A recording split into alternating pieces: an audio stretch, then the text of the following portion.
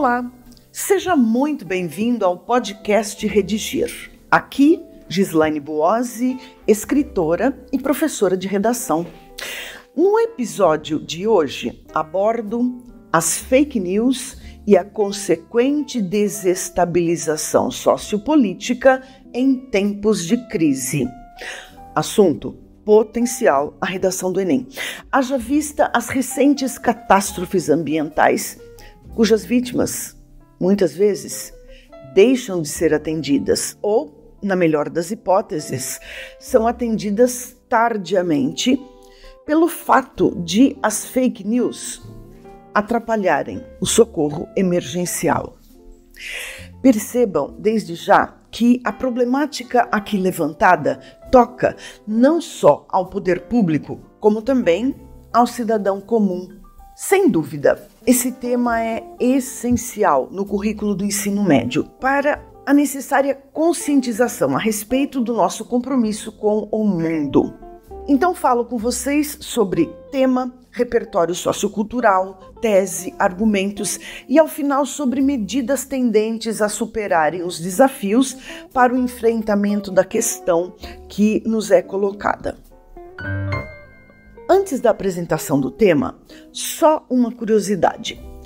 Ainda que a expressão fake news tenha se popularizado, há estudiosos que contestam essa terminologia e, de certo modo, têm razão. Olha só, fake news, notícias falsas. Ok. No entanto, fake news são notícias fabricadas deliberadamente com informações falsas. Elas causam danos, manipulam opiniões, promovem ganhos políticos, financeiros, etc. Também é preciso ressalvar que nem sempre as fake news são inteiramente falsas. Elas escamoteiam a verdade. Por vezes apresentam um fato distorcido, descontextualizado. Mas então, por que o termo fake news é controverso? Porque a palavra notícia é, por definição, fato, matéria-prima do jornalismo e, em tese, notícia é sempre algo verdadeiro. Isso considerado, o termo nasceu equivocado, porque, ao pé da letra, quer dizer algo verdadeiro falso. Mas deixemos essa situação para os especialistas da linguagem. No recorte temático está a avalanche de águas, de escombros, de mortes, especialmente no Rio Grande do Sul. Apresentação do tema. Algo assim. As fake news têm se tornado uma realidade institucionalizada, quer dizer, uma realidade naturalizada, bem estabelecida no Brasil e no mundo. Até porque tudo no ambiente virtual tem velocidade, tem alcance, mas não tem fronteiras. E desse modo, um clique no mouse que está na mão e as fake news dão a volta ao mundo, interferindo quase sempre negativamente em casos que demandam urgência na tomada de decisões, como é o caso de socorrer vítimas em situações de flagelo. Repertório sociocultural. Em 2012, nos Estados Unidos, durante a passagem do furacão Sandy, circularam nas redes sociais fake news sobre a extensão dos danos. Uma das fake news era até bem criativa. Dizia que a Bolsa de Valores de Nova York havia sido inundada, o que foi logo depois desmentido pelo Serviço Nacional de Meteorologia. Estou pensando aqui, alguém pode me pontuar, Gislaine, não faltam exemplos de tragédias ambientais nacionais. E por que não citarmos esses exemplos? Deslizamentos na região serrana do Rio de Janeiro, rompimento da barragem em Mariana, em Brumadinho, ambas em Minas Gerais, enchentes no Rio Grande do Sul. Respondo. Caso seja oferecido ao candidato um tema que focalize eventos climáticos extremos, é certo que exatamente esses casos que acabamos de levantar já constem nos textos de apoio. Obviamente, convém termos sempre uma carta na manga. Desse modo, recortes históricos, sociológicos, literários, cinematográficos e fatos contemporâneos internacionais que repercutiram aqui são sempre bem-vindos. Tema e repertório postos, vejamos a tese, que é o posicionamento crítico do dissertador. Uma estratégia para levantar rápida e eficientemente a tese é acenar a proposta de intervenção, a proposta de solução ao problema enfrentado. Assim, a manipulação de informações em instantes de vulnerabilidade social expõe não só a fragilidade das democracias, como também a necessidade de fortalecer a educação midiática como um pilar fundamental para a cidadania. Tema, repertório, tese apresentados. Seguem então os argumentos.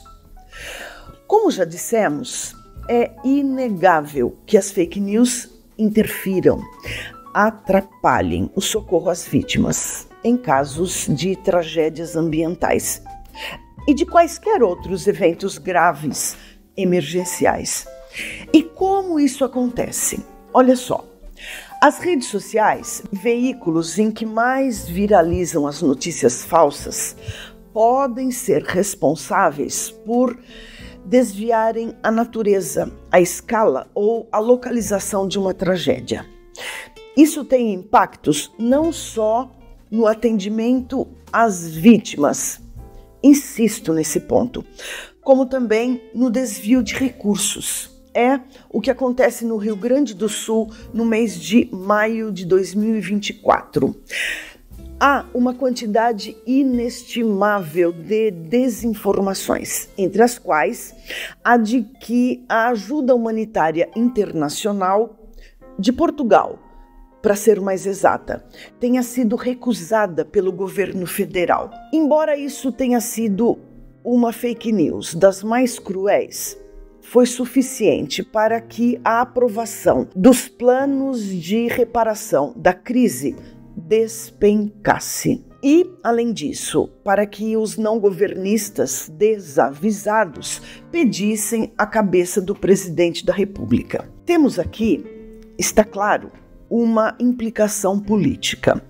E não é só. Há fake news que nos dão conta de que, inclusive, a ajuda humanitária nacional esteja sendo impedida de chegar ao destino. Poxa vida! Esse pressuposto é gatilho para o pânico desmedido, desnecessário até, que por sua vez é combustível para o tumulto. Veja então a cadeia em movimento. O tumulto dificulta o salvamento de pessoas, a evacuação de lugares sob risco de desabamento, etc, etc. Também é preciso mencionar que as fake news provocam a sobrecarga das linhas de emergência. Ou seja, havendo informações falsas, alarmantes, há também chamadas desnecessárias para serviços de emergência, o que congestiona, atrapalha o sistema de atendimento ao público que verdadeiramente precisa de ajuda.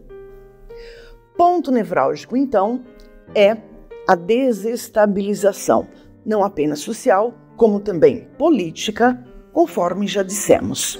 Percebam que operação mais perigosa.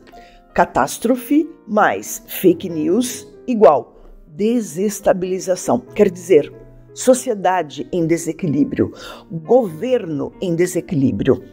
Aliás, governos. 3 esferas comprometidas: município, Estado e Federação. As mídias televisivas, e não depreciemos o jornalismo sério e responsável. Os telejornais nos dizem que a usina de fake news segue a todo vapor, em especial no contexto das enchentes do Rio Grande do Sul. E alguém ainda vai me perguntar, Gislaine, como assim? Não é exagero dizer que fake news desestabilizam a máquina estatal? Respondo, não é exagero trazermos à tona a insegurança por que passamos nesse momento de crise. E quando a segurança, a confiança nos poderes da República estão em xeque, as reverberações são sentidas pelos gaúchos, pelos cariocas, pelos paulistas, por todos os brasileiros. Democracia é isso também. O brasileiro é, por natureza, solidário, voluntário. A sociedade brasileira está junta. Não desligamos a TV, não somos capazes de almoçar e jantar, de vestir uma roupa limpa, de abraçarmos nossas crianças, nossos idosos, nossos animais de estimação, sem que exercitemos a empatia. As fake news são também uma praga social. Há, nesse instante, um sem número de indivíduos sem escrúpulos, criando perfis falsos, fornecendo chave Pix, ludibriando a boa-fé de pessoas que desavisadamente fazem doações em dinheiro, na certeza de que estão ajudando o próximo. E então, a Polícia Civil é mobilizada para a investigação de grupos criminosos, enquanto poderia estar envolvida no socorro às vítimas. Em Canoas, salvo engano, enquanto botes e motos aquáticas resgatavam pessoas, viralizou uma fake news segundo a qual a energia elétrica da cidade tinha sido religada e então as águas estavam eletrocutadas. Até que se apurasse a fraude, imaginem quantas pessoas deixaram de ser salvas. Isso sem contar o susto que passaram os salva-vidas. Outro detalhe, no Rio Grande do Sul, carretas, aviões e helicópteros particulares transportavam pessoas, alimentos, roupas, medicamentos, etc, etc. Ok, tudo isso funcionando bem, obviamente dentro do possível, até que viralizou a informação de que havia carretas transportando drogas no meio das mercadorias. Sim, houve. Talvez ainda haja. Mas são pontuais. E então, a partir disso, pergunto se todas as carretas devem ser inspecionadas pela Polícia Rodoviária. Quanto tempo isso levaria? Quantos efetivos da polícia estariam envolvidos? A quem compete a decisão crucial de inspecionar ou não inspecionar? Compete à Polícia Rodoviária Federal, que é um órgão permanente do Ministério da Justiça e Segurança Pública. Isso quer dizer que a política está, mais uma vez, implicada nesse turbilhão. Soluções para o problema. Não há uma bala de prata para a solução dessa desgraça. Digo, da desgraça das fake news que desestabilizam a sociedade e a política. Chamo aqui a atenção dos alunos que me ouvem. Olha só, vamos recuperar o recorte, o projeto de texto. Não cabe aqui levantarmos soluções para o problema ambiental. Isso fica para um próximo podcast em que discutiremos ações e inações dos governos e dos cidadãos que muito contribuem para as catástrofes ambientais. O tema de agora é bastante claro: as fake news e a consequente desestabilização sociopolítica em tempo de crise. Então vamos lá. As soluções são basicamente as mesmas para outras situações que se agravam com o fenômeno das fake news.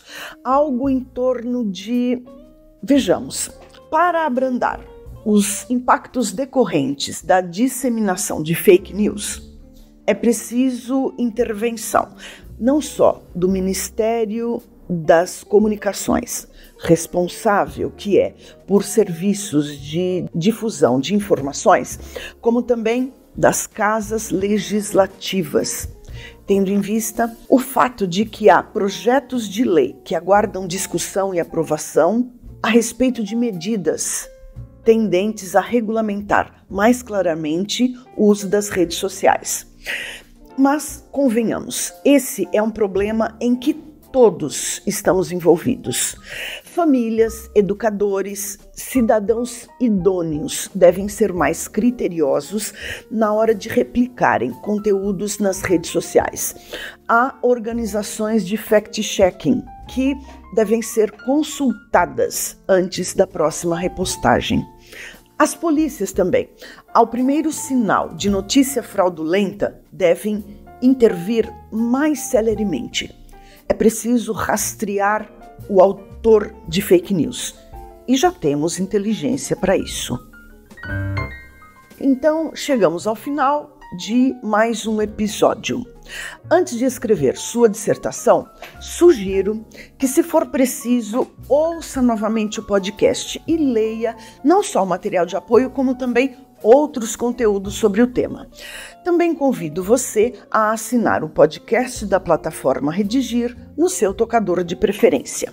Um abraço, ótimas dissertações e até o próximo.